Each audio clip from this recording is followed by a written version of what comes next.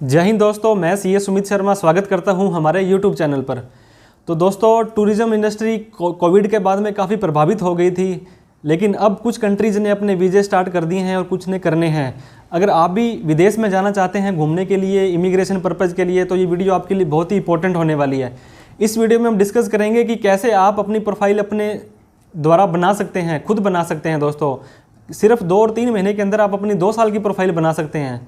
तो इस वीडियो में हम डिस्कस करेंगे कि कैसे आप अपनी जो फाइनेंशियल डॉक्यूमेंट्स हैं वो रेडी कर सकते हैं, आपकी आईटीआर तैयार कर सकते हैं, आपके बिजनेस डॉक्यूमेंट तैयार कर सकते हैं और आप अपनी जो है नेटवर्थ दिखा सकते हैं। क्योंकि एम्बेसी को आपको ये बताना पड़ता है, रीज़न टू बिलीव देना पड़ेगा कि आप घूमने जा रहे हैं तो आप वापस आएंगे। अगर आपके डॉक्यूमेंट सॉलिड होंगे, डॉक्यूमेंट अच्छे होंगे, तो एम्बेसी आपको 100% वीज़ा देगी।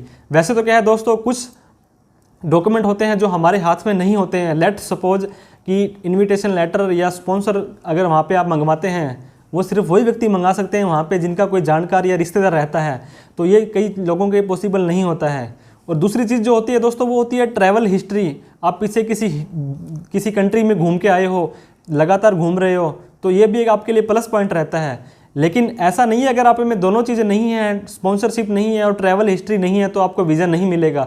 इसके बावजूद भी आपको वीज़ा मिलता है अगर आप इस हमारे द्वारा बताई गई इन चीज़ों को आप अमल में लाते हैं, इनको फॉलो करेंगे और आप अपनी प्रोफाइल बना लेंगे। दूसरा क्या देखा जाता है दोस्तों कि काफ़ी सारे एजेंट्स जो होते हैं वो एप्लीकेंट को बताते ही नहीं है कि हम आपकी ये प्रोफाइल बना रहे हैं, आपका ये बिजनेस दिखाया हुआ है और आपका ये इनकम दिखा रहे हैं, और उसकी फ़ाइल लगा देते हैं। तो कई बार क्या होता है, खुदा ना खास्ता उनकी प्रोफाइल रिजेक्ट हो जाती है और इमिग्रेशन के पास तो उनका रिकॉर्ड सेव हो जाता है, और अगली बार आप फिर किसी दूसरे एजेंट के थ्रू उस फाइल को लगाते हैं या खुद लगाते हैं, तो उसमें आप अलग बिजनेस दिखा देते हैं, अलग काम दिखा देते हैं। तो वो इमिग्रेशन स्ट्रेट फॉरवर्ड उसको रिजेक्ट कर देती है, क्योंकि आपके खुद के स्टेटमेंट ही मैच नहीं हो रहे हैं। आप बोलते हैं कि पहले मैं ये कर रहा था, अब मैं ये कर रहा हूँ। तो इस वीडियो में हम ये बताएंगे कि आप अपनी प्रोफाइल खुद बनाइए, आप किसी एजेंट से वीज़ा लगवाइए। हम ऐसे नहीं बोलते हैं। बहुत सारे एजेंट जो हैं वो हमारे टच में रहते हैं, हमसे डॉक्यूमेंट्स रेडी करवाते हैं, हमसे सीए रिपोर्ट बनती है, हमसे आईटीआर बनती है। तो ऐसा नहीं कह रहा हूँ कि आप किसी एजेंट के पास मत जाइए, आप किसी एजेंट के पास जाइए, लेकिन आप अपनी प्रोफाइल खुद बना करके लेके जाइए कि सर ये मेरी प्रोफाइल है, कृपया आप मेरा वीज़ा लॉन्च कर दीजिए। तो इस वीडियो में हम यही बताएंगे कि आप अपनी प्रोफाइल कैसे बनाएं। तो वीडियो को स्टार्ट करते हैं दोस्तों। स्टार्ट करने से पहले छोटी सी रिक्वेस्ट कि आप हमारा ये चैनल अगर आप सब्सक्राइब नहीं किया तो सब्सक्राइब कर दें और बेल आइकन को दबाएं और लाइक भी ज़रूर करें अगर ये वीडियो आपको अच्छी लगे तो। चलो दोस्तों, वीडियो को स्टार्ट करते हैं। तो सबसे पहले हम बात करते हैं दोस्तों कि हमारे इमिग्रेशन के अंदर इनकम टैक्स का क्या रोल रहता है। इनकम टैक्स रिटर्न जो होती है हमारी आईटीआर, वो हमारी इनकम का सबसे बड़ा प्रूफ होती है कि हमारी इतनी इनकम हो रही है। तो काफ़ी सारी कंट्रीज़ जो जैसे कि दोस्तों अच्छी कंट्रीज जो होती है, जैसे कि Canada, Australia, New Zealand, USA, UK, Schengen, Europe या और भी जो कंट्रीज़ हैं, उसके अंदर आपको किसी भी तरह का वीज़ा चाहिए, टूरिस्ट वीज़ा हो, स्टडी वीज़ा हो, स्पॉन्सर्ड वीज़ा हो, डिपेंडेंट वीज़ा हो, स्पाउस वीज़ा हो, चाइल्ड एजुकेशन वीज़ा हो, बिजनेस वीज़ा हो, पीआर वीज़ा हो, वर्क वीज़ा हो या वर्किंग हॉलीडे वीज़ा हो, तो उसके लिए आपको कुछ डॉक्यूमेंट्स दिखाने पड़ते हैं एम्बेसी को। फाइनेंस रिलेटेड मैं बताऊंगा दोस्तों, सिर्फ जो फाइनेंशियली हम आपको हेल्प कर सकते हैं उसके बारे में मैं आपको बताऊंगा कि सबसे पहले आपको अपना इनकम का प्रूफ दिखाना पड़ेगा कि आपकी क्या इनकम हो रही है, कि आपकी इतनी इनकम है कि आप घूमने के लायक हैं। आपका बिजनेस का क्या प्रूफ है कि यहाँ पे आपका कोई बिजनेस या ऐसा कोई धंधा चल रहा है आपका कि जिसको कि आप संभाल रहे हैं और जो अच्छा आपको रिटर्न दे रहा है और उसके लिए आप यहाँ पे वापस आएंगे। फ़ंड का प्रूफ पूछते हैं दोस्तों कि फ़ंड आपके पास इतना पैसा है कि वहाँ पे आप खर्च करने लायक हैं।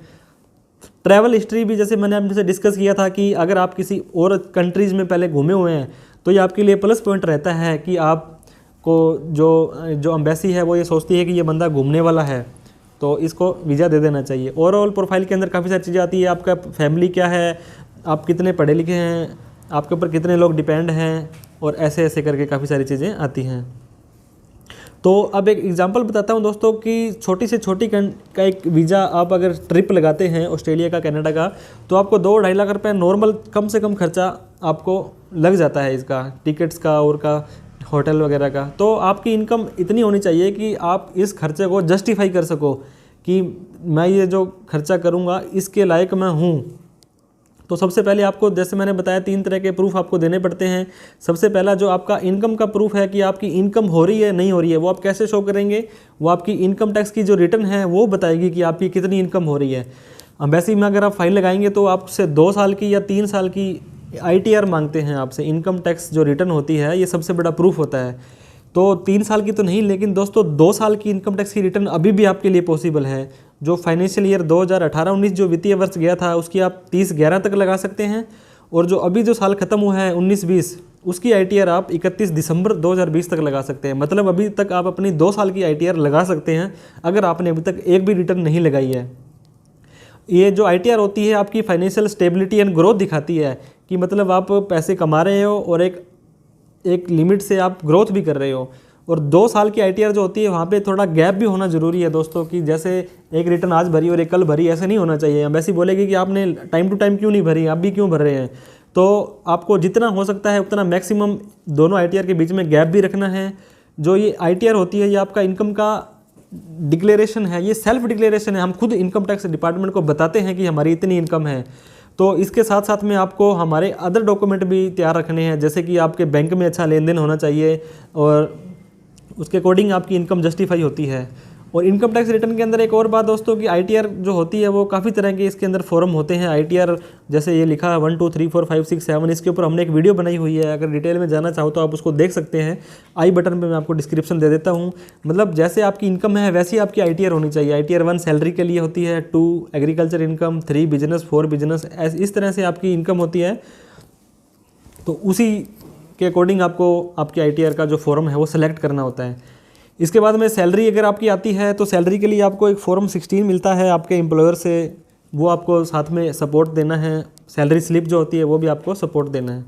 इसके बाद में जो दूसरा प्रूफ आपको देना पड़ता है वो आपका बिजनेस का प्रूफ। आपकी इनकम तो हो रही है लेकिन वो इनकम कहाँ से हो रही है। अगर आपकी सैलरी से हो रही है फिर तो आप उसका 16 नंबर फॉर्म 16 जो आपका एम्प्लॉयर देगा वो लगा सकते हैं।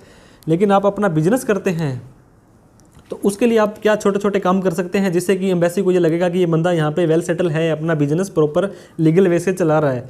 तो सबसे पहले आप विजिटिंग कार्ड बनाइए अपने बिजनेस का, उसका लेटर हेड बनाइए। कोई भी आपको पत्र व्यवहार करना है, कुछ एप्लीकेशन लिखनी है तो आप लेटर हेड के ऊपर लिखिए। तो सबसे जो बड़ा रजिस्ट्रेशन है इंडिया में अभी वो है GST नंबर दोस्तों, goods and service tax number. अगर आपकी जो सेल है वो 40 लाख से ज़्यादा है और आपकी जो सर्विस है वो दोनों में से 20 लाख से ज़्यादा है तो आपको GST नंबर लेना ज़रूरी है। अगर इससे GST नंबर के अंदर जो गवर्नमेंट ऑफ इंडिया इशू करती है आपको इस तरह का कुछ होता है। इसके बाद में अगर आप चाहते हैं कि GST के चक्कर में नहीं पड़ना है आपने और आपकी सेल 20 लाख या 40 लाख से जो कम है तो आप MSME का रजिस्ट्रेशन सर्टिफिकेट भी ले सकते हैं।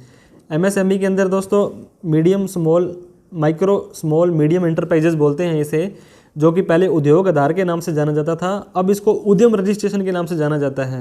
मतलब जिन लोगों ने उद्योग आधार ले रखा है उनको भी उद्यम रजिस्ट्रेशन के अंदर कन्वर्ट कराना पड़ेगा। इसके और भी काफ़ी सारे बेनिफिट होते हैं उद्योग आधार लेने के, जिसके ऊपर भी हमने एक अलग से वीडियो बनाई है। इसका मैं डिस्क्रिप्शन दे देता हूँ दोस्तों, उसको भी अगर देखें, अगर आपने नहीं देखी है तो। उद्योग आधार इस तरह का होता है गवर्नमेंट ऑफ इंडिया का, जिसके अंदर आपको काफ़ी सारी डिटेल, सब एड्रेस और सब कुछ दिया होगा कि आपका कब से बिजनेस चल रहा है। इसके बाद में छोटे छोटे और भी रजिस्ट्रेशन होते हैं दोस्तों, वो भी अगर आप लेते हैं तो आप ये बता पाएंगे एम्बेसी को कि आपका यहाँ पे प्रॉपर बिजनेस रजिस्टर्ड है। एक होता है business registration number, BRN number बोलते हैं। राजस्थान गवर्नमेंट का तो इसका चल रहा है, बाकी अलग अलग स्टेट का अलग अलग रहता है। अगर आप कोई ऐसा प्रोडक्ट में डील करते हैं जो कि आपको किसी अदर कंट्री से मंगवाना पड़ता है या वहाँ से आप भेजते हैं तो इम्पोर्ट एक्सपोर्ट कोड जो होता है आपका वो भी आप ले सकते हैं। इसके बाद में ऐसी कोई प्रोडक्ट के अंदर डील करते हैं जो खाने पीने से रिलेटेड है तो आप फूड लाइसेंस भी अपना बनवा सकते हैं। इसके अलावा आप अपनी प्राइवेट लिमिटेड कंपनी बना सकते हैं, ISO का सर्टिफिकेशन ले सकते हैं। ये भी एक तरह का आपका सर्टिफिकेट होता है कि आपकी कंपनी जो है रजिस्टर्ड है ISO के अंदर। इसके बाद में ट्रेडमार्क भी आप अपना रजिस्टर्ड करा सकते हैं, ट्रेडमार्क, उसके अंदर आपको एक अलग से सर्टिफिकेट मिलता है गवर्नमेंट का। इसके बाद में कई कई जगह पे दोस्तों शॉप एंड कमर्शियल एक्ट लागू होता है, उसके अंदर अलग से रजिस्ट्रेशन होता है। LLP या पार्टनरशिप फर्म के अंदर भी आप रजिस्ट्रेशन करा सकते हैं, जिससे कि आपका एक अलग से एंटिटी बन जाती है। और इसके जो अलावा आपको प्रूफ देना पड़ता है, तीसरा प्रूफ, वो आपको फंड का प्रूफ देना पड़ता है कि आपके पास इतने पैसे हैं कि आप इस जो आपकी ट्रिप है, आप घूमने जा रहे हैं, उसको आप जस्टिफाई कर सकते हो। फॉर एग्जांपल आपको अपनी बैंक की स्टेटमेंट जो होती है उसको सॉलिड बनाना है।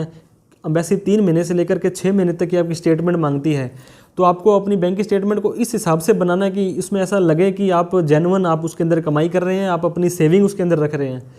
तो इसमें ऐसा नहीं करना है आपको कि आपको जैसे आप जब वीज़ा लगाते हो, जब आपने 2 लाख 4 लाख का चेक ले लिया किसी से और उसको एम्बेसी को दिखा दिया, आपको जेन्युइन तरीके से धीरे धीरे करके उसको अपने बैलेंस को बढ़ाना है और उसको लगना चाहिए कि आपकी इनकम जो हो रही है ये जेन्युइन हो रही है, या आपकी जो सेविंग हो रही है ये जेन्युइन हो रही है।